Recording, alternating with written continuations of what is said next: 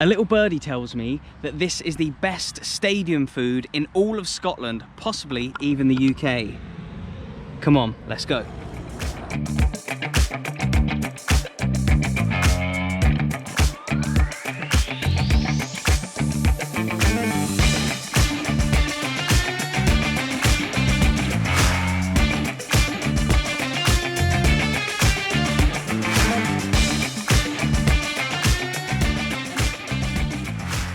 Right, Ben, finally great to get you on the vlog. We've been speaking for a while. Firstly, could you explain who you are and what you do here at Kilwinning Rangers? Sure, I'm Ben Grant. I'm the media manager for the club, so I look after all the aspects of the media side of things, YouTube channel, the Facebook, Twitter, all the stuff for match days and all my promotion, so that's my main role.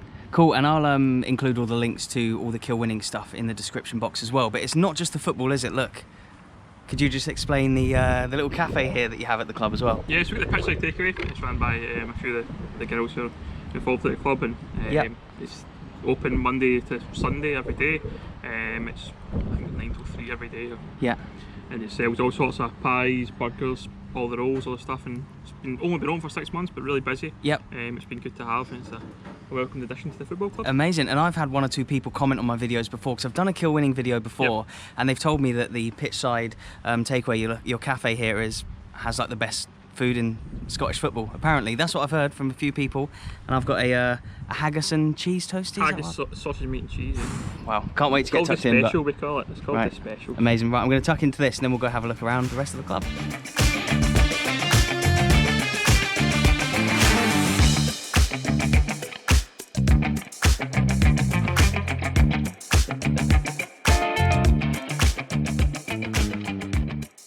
So it feels like a really big park, this, and you were saying that the lines have just been redone as well. And so Kilwinning Rangers are currently in the West of Scotland Premier Division, or Premier League, which is the 6th tier of Scottish football. So given a couple of good years, where could Kilwinning Rangers end up?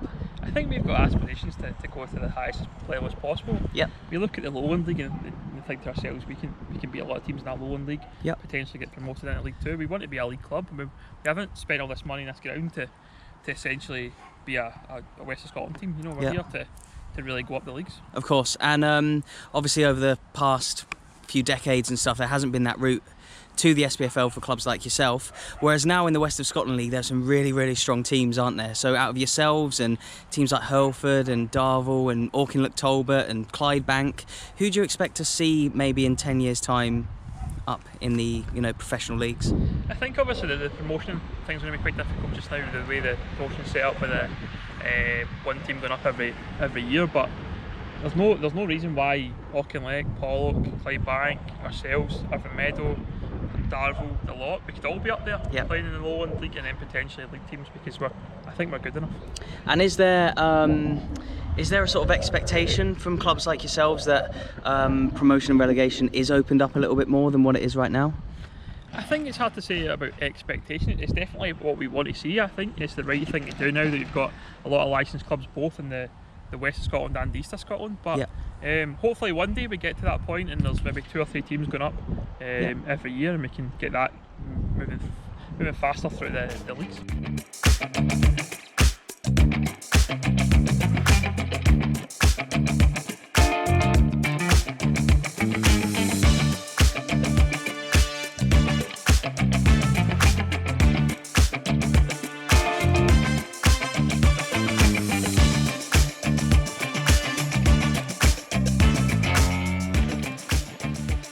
So we're now currently in one of the sort of little concourse areas. So could people stand all the way around the stadium, or potentially even sit just over there when they come on a match day? Yeah, I mean the whole ground's accessible now. You've got the covers. When we first moved here, there was just a pitch and the fence that you see along the side, and it's progressed into have the enclosures. It's got the stand, the dugouts. Yeah.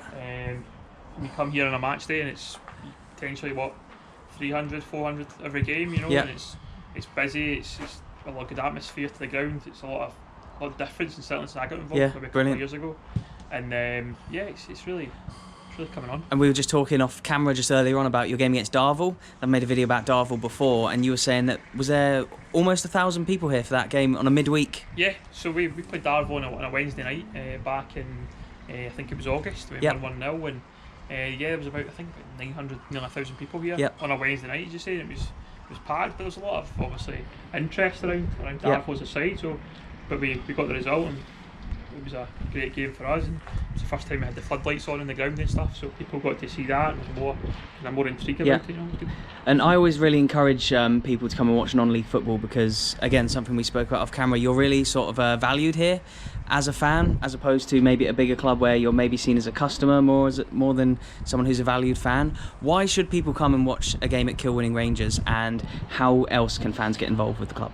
I think for me, it's all about the excitement of the kind of the new ground and the move, obviously from Abbey Park, which was a couple of years back. But I always say to people, come on a journey. I think that's the thing I always say. We might not get promotion every year, we might not win every league and cup that comes around, but it'll be exciting, it'll be interesting. We may, who knows, 10 years time we will be, but come on that journey, you'll get to know the players, you'll get to know the chairman, you'll get to know the kit man, all that exciting stuff. So this is now called Buffs Park, but the ground that I've been to before, I'll overlay some images on screen right now. Abbey Park, that was the old stadium of Kilwinning Rangers. Do you know how long they played there for? Since pretty much the inception, I think. Yeah. It was established in 1899. Yeah. So played right up to about 2 years ago. Yeah. We moved from Abbey Park. The ground was in kind of disrepair. There's a lot of work done to Completely abandoned when I went and stuff. That was it. I mean, probably just before you did the video, it was kind of still looked a bit like a football ground, but it is what it is. We come here and you see this place, it's just a different world. Yeah, it's chalk and cheese between the abandoned ground, and now look, we've got the wind turbine powering part of the sports club, and we've got the new stands going in, and the great cafe, of course, that we were in earlier as well. So it's completely changed, isn't it? That's it. I think the thing for us, a lot of the fans, obviously a lot of history behind Abbey Park, and we understood that the fans didn't really want to move. But I think if you speak to a lot of fans now, they realise why we moved, and the difference is it's completely changed. It's great to see the development. Yeah. Absolutely. Yeah.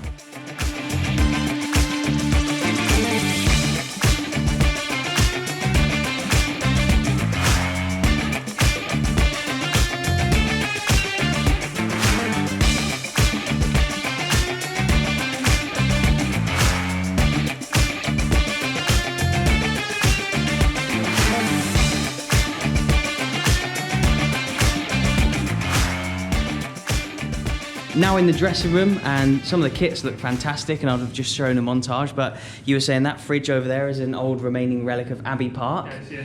And relating back to Abbey Park, so the badge, as we can see up here, has an abbey in the middle, and you were telling me that's like a part of the town, right? Yeah, so the Abbey Tower is like a main part of Kilwinning town centre, and it sits almost in the kind of shadows of Abbey Park, the football ground, so that's why the Abbey Park's named after it, and it's a main part of Kilwinning, so it's on the club badge. And the nickname the Buffs, where does that come So from? the Buffs comes originally from, I believe, an old army regiment back in the 1800s, late 1800s, you know.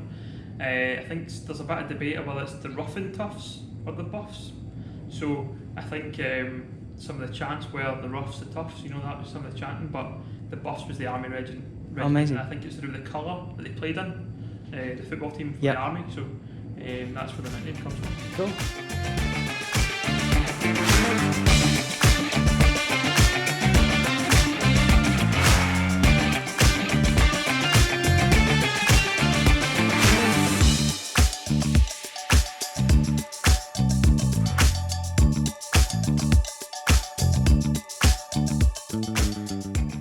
Brian, you are kit man here at Man for Kilwinning, is that right? And you keep the club going, I've heard, and couldn't run without you. Some of the other teams as well. I wouldn't go as far as that. But yeah, you're right. How long have you worked here at the club? I've been the kit man for about 3 years now. And what does it mean to you to work here at the club and be a part of something like? I'm delighted to be someone that's a big part of the community. Yeah.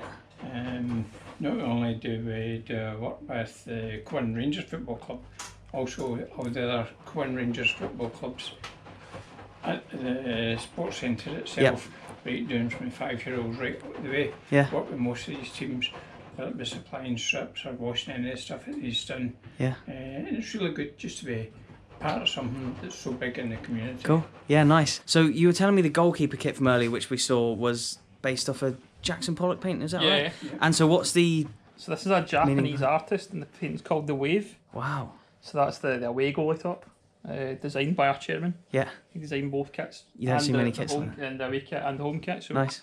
it's something a little bit different, isn't it? Yes, it is. The more you see it, the more you get used to it, Yeah. the more it's Yeah. okay. Where do you see the club going? Obviously, here is the fixture list as teams like Clydebank and Next few weeks. Kirky Rob Roy. See, ultimately, going into the second to the first division. Yeah. Dumbarton's got the same, round about the same size as Kilwinning, and they've been in the first and second division for years and years and years. Yeah. No reason that Kilwinning Rangers can't do that. Yeah. Given the facilities that we've got here, with the dressing rooms, the floodlights, the stand, the kit room itself, no reason why we can't do that. And how proud would you be to see Kilwinning with an SPFL badge on the side of their shirts? Play the tiniest part of something that is going to be that big would be absolutely great. Yeah, nice. Absolutely great. Lovely. That's the plan. Whether that happens or not, we'll certainly have a good go at it. Wow, what a well-run club. People like Brian and Ben, the kit man, and Ben, who was showing me around today, who does a lot of the social media stuff, do such great work for this club. And yeah, they're saying they have huge ambitions, and everyone's playing their part to improve the club, improve the facilities, and just really like bring the club up through hopefully one day to the SPFL. Where do you think Kilwinning Rangers will be in a couple of years' time? I usually put this question to people in these kinds of videos. Which clubs of the West, East and South of Scotland League do you think will be in the SPFL from now until probably the next decade or whatever, in the next 10 years? How many of these non-league clubs will make it into the league system, the professional leagues in Scotland? Do let me know in the comment section below. I would love to see Kilwinning get into the SPFL.